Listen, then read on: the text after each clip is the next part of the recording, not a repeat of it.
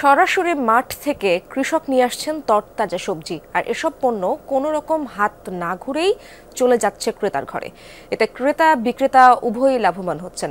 বলছিলাম মাদারীপুরের কালকিনি উপজেলায় ব্যতিক্রমী এক বাজারের কথা। সিন্ডিকেট ভেঙে দিয়ে ন্যায্য মূল্যে শাকসবজি পৌঁছাতে স্থানীয় প্রশাসনের উদ্যোগে চালু হয়েছে চাষির বাজার। মাদারীপুর থেকে প্রদ্যুৎ সরকারের রিপোর্টে বিস্তারিত। ওয়ালটন টেলিভিশন মাত্র 25,490 টাকায় পাচ্ছেন গুগল টিভি।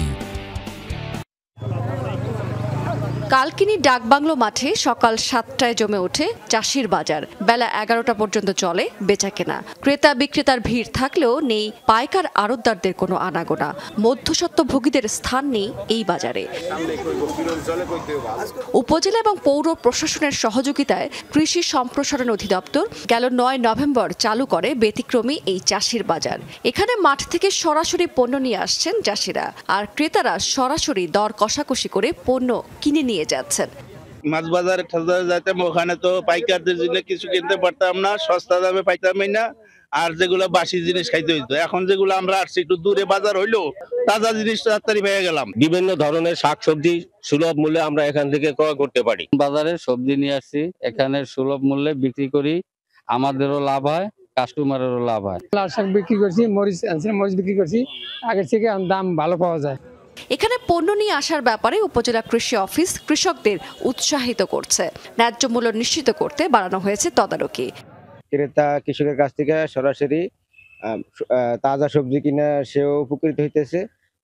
আমরা কৃষি অফিসের পক্ষ থেকে এই বাজারটা ধীরে ধীরে চালু করার জন্য আমরা বিভিন্ন কৃষকদের আরো উদ্বুদ্ধ করছি।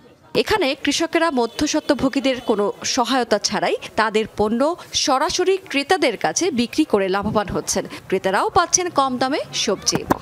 প্রান্তিক পর্যায়ের কৃষকদের যাতে ন্যায্য মূল্য পায় তার উৎপাদিত পণ্যের, সেজন্য এবং বাজারে যে প্রথাগত যে সিন্ডিকেট রয়েছে, মূল্য বৃদ্ধি করার যে সিন্ডিকেট, সেই সিন্ডিকেটটা ভাঙতেই মূলত আমাদের প্রশাসনের এরকম উদ্যোগ।